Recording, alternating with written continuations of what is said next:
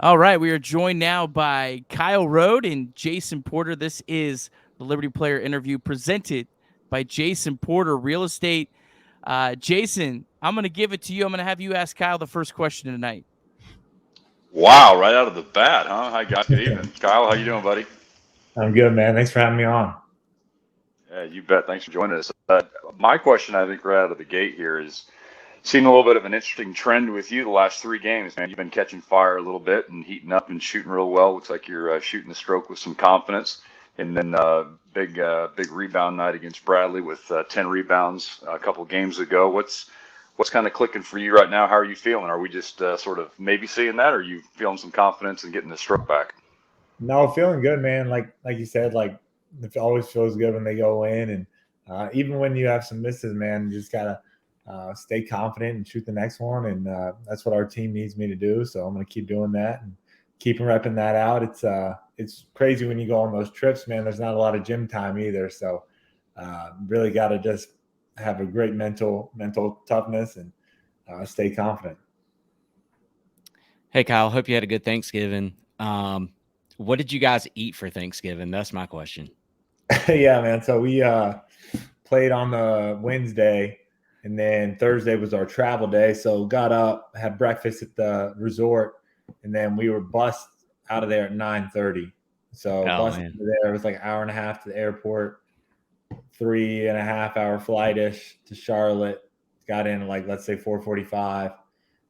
Got to Lynchburg around 8:30 after a 3 and something hour bus trip. So you can imagine the options in Lynchburg at 9 p.m. on Thanksgiving night were not ideal. So me and the wife had some oatmeal. I had an apple and peanut crackers.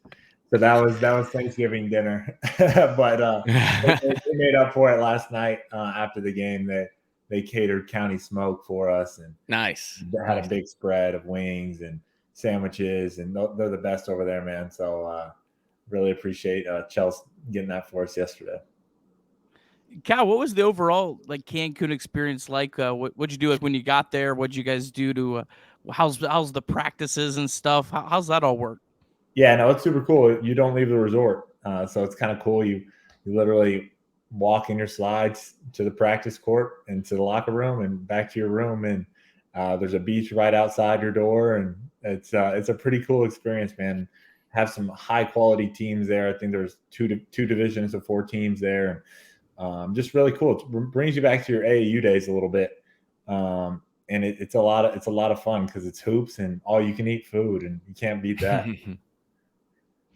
That's the best kind of all inclusive right there, brother. Exactly, man. Exactly.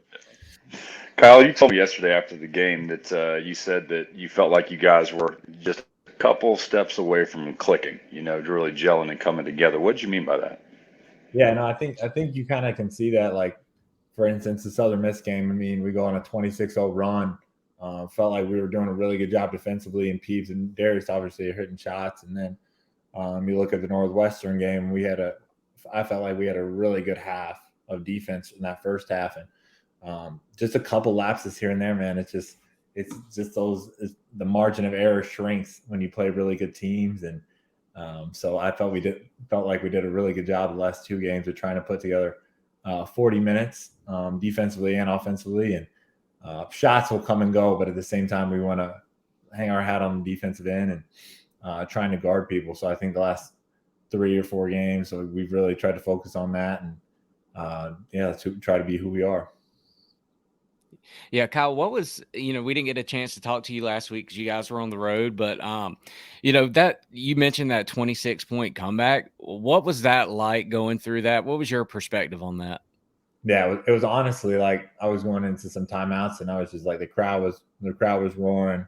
Peeves is one of my best friends. He was hot, and it was almost like one of Yeah. those things where like this feels like a movie, like coming back from 26, and everybody's saying the right things, right? Like when you're down 26, hey, let's just chip away. Hey, let's get it to 15. Hey, let's get it to 10, and then it starts actualizing. And you're like, the belief keeps going up, and so it was just really cool, man. Even down 26, like the positivity, and we try to respond instead of react. We say that all the time. So we were just trying to Yeah. respond one possession at a time, and fell up short in the end. But it was a great learning experience for us, and Uh, but, yeah. Kyle, that Northwestern game, you guys got out to the 12-point lead early, and Darius had to sit with two fouls. Got kind of two-part question for you, if you don't mind. First, how difficult is it when you have to sit for a long period of the half with two fouls to, kind of get back into your groove? And then second, um, what's your guys' strategy without Darius on the floor? Because you guys are obviously have to play quite a bit differently without Darius on the floor. Can you talk about that a little bit? Yeah, for sure. I think just from kind of my perspective, when you go out with two fouls, you're kind of frustrated, right? You're like, dang it, that stinks. I got two fouls, but at the same time, like you trust your teammates because they've been putting in the same work every day as you, and so you try to encourage and focus on like the positives of like, hey, like my brother gets to get in, or just try to kind of frame it like that because it keeps you out of the negative. And but it is difficult to come back sometimes and not have a rhythm, or especially if you get a couple fouls like before the end of the half. You have a 15-minute halftime, sit out for 10, so you're probably really sitting for close to 30 minutes before you even touch the floor again sometimes. So it's definitely difficult, but you play basketball long enough, it's bound to happen. So you kind of figure out how to adjust to it.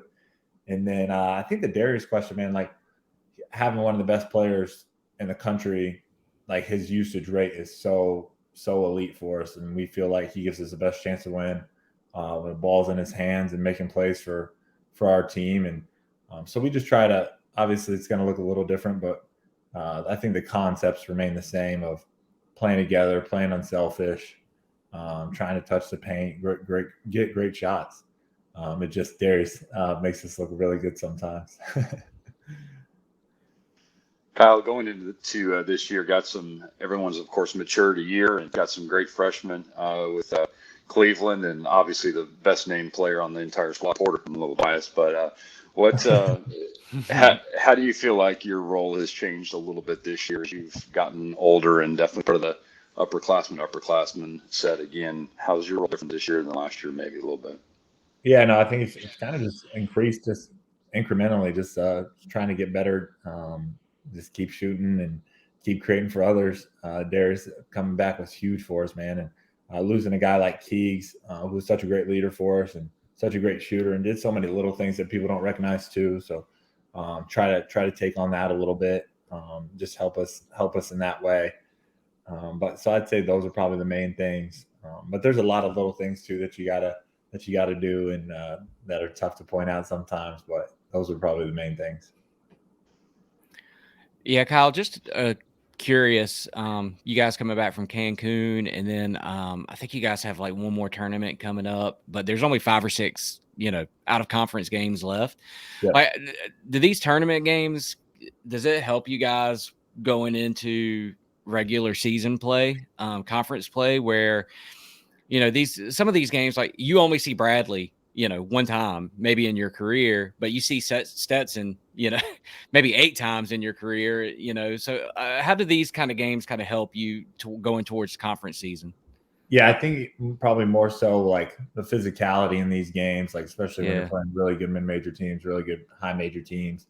The physicality is one thing for sure, just a level of intensity night in and night out.